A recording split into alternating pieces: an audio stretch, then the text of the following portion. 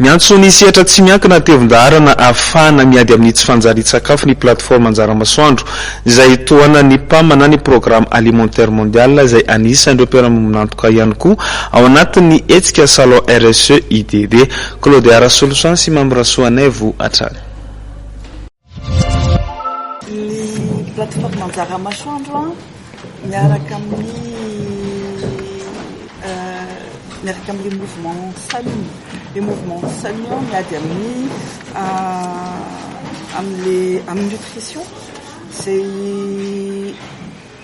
eto Madagascar zany le nutrition BDB ny eto hoe zaza tsy ampy sakafo mila fanampin-tsakafo betsaka na ny reny io na ny zaza samy mila an'izay daholo. De zay ny antony iranay amin'ity salon RSE ty mba hampafantatra an'le hetsika ataonay hoe manampy zay amin'ireo ara-tsakafo zany manampy an'ireo reny sy zaza, de manampy fanaraka amin'le pinanina 3 zay ataon'ny ONN ny moa mahafantatritsika rehetra fa miaraka amin'ny primature. Efa samy nanao zany le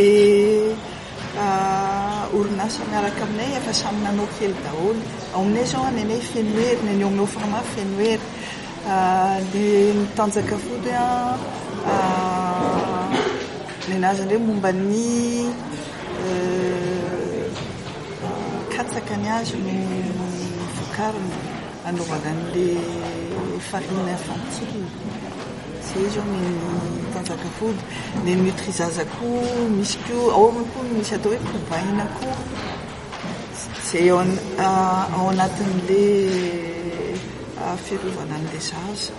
Amin'izao fotoana zany aloha mbola tsy misy hoe faritra voatokana fa zay ny antony anaovanay an'le salon koa mba ahafantaran'ny société hafanay de mba ahafahany miaraka aminay koa satria mila ny rehetrarehetra zany ny ahafahana miady amin'ny malnutrition.